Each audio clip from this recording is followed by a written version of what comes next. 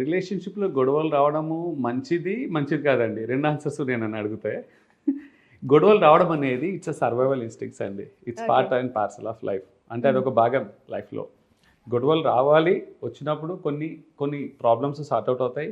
కొన్ని ట్రిగ్గర్స్ అన్నమాట. మనకు తెలియని ఎక్స్‌పెక్టేషన్స్, తెలియని డిజైర్స్, ఏమన్నా గ్యాప్స్ ఉంటే మనస్పర్ధలు అలాంటివి వచ్చినప్పుడు బయటపడతాయి. కానీ జీవితం మొత్తం గొడవలతో ఉండకూడదు. గొడవల ద్వారా మంచి ఉంది, చెడు ఉంది. 2 ఉన్నాయి. ఓకే. సో, గొడవలు రావాలి అని నేను కోరుకోవద్దు. బట్ వచ్చినప్పుడు మాత్రం ఖచ్చితంగా అది మేలే చేస్తుంది మనకి. ఇప్పుడు గొడవలు రావడం ఒక ఎత్తు అయితే, గొడవలు ఎలా డీల్ చేస్తున్నారనేది చాలా ఇంపార్టెంట్. యెస్. ఇప్పుడేంటంటే చాలామంది చిన్న గొడవకే విడిపోయే వాళ్ళు ఉన్నారు. అవును. చిన్న గొడవలకి విడిపోతారు. ఒకసారి 2 సార్లు వచ్చిన గొడవలే తట్టుకోలేరు, విడిపోతారు. కొంతమంది ఫ్రీక్వెంట్‌గా గొడవ పడుతుంటారు. They are the best couple. ఆదర్శ దంపతులు అనొచ్చు. పర్ఫెక్ట్‌గా ఉంటారు, హ్యాపీగా ఉంటారు. కానీ వాళ్ళు మళ్ళీ గొడవ పడుతారు. రోజుకొకసారి 2 సార్లు చిన్న విషయాలు అనుకుంటుంటారు. ఇక్కడ ఎంత వాళ్ళు గొడవ పడుతుంటే, ఎంత ఎక్స్‌చేంజ్ చేసుకుంటుంటే వాళ్ళ బాండ్ అంత స్ట్రాంగ్‌గా, హెల్తీగానే ఉంటుంది. బంధానికి కూడా గొడవలనేది ఇట్స్ ఎ కైండ్ ఆఫ్ చిన్న ఫెయిల్యూర్స్‌గా అనుకోవచ్చు. గొడవలు ఎందుకు వస్తున్నాయి?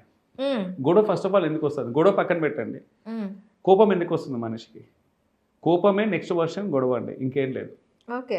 ఇప్పుడు దానికి గొడవకి కారణం ఏంటి? రెసెంట్‌మెంట్. నేను అనుకున్నది అనుకున్నట్టు అవ్వట్లే. మా లైఫ్ పార్ట్నర్ నేను అనుకున్నట్టు బిహేవ్ చేయట్లే. నేను అనుకున్నది ఇవ్వట్లే. నేను చెప్పింది నమ్మట్లే. ఒక కోపమే నెక్స్ట్ ఎక్స్‌టెన్షన్ అది. ముందు ఓకే. కోపంతో స్టార్ట్ అవుతుంది. ఎక్స్‌టెన్షన్ అవుతుంది. డైరెక్ట్ గొడవ పడరు. ఏదైనా ఉంటే ముందు ఒక కోపాన్ని వ్యక్తపరుస్తారు. అన్‌ఈజీనెస్‌ని.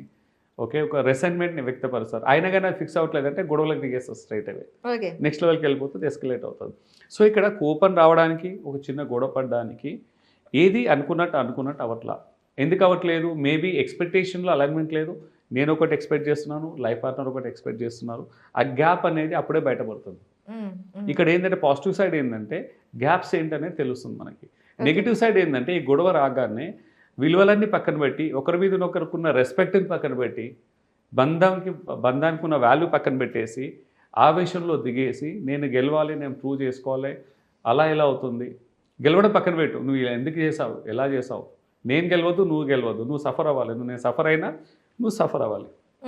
గొడవల చాలా వరకు ఈ మధ్యకాలంలో అదే అండి. Tit for tat.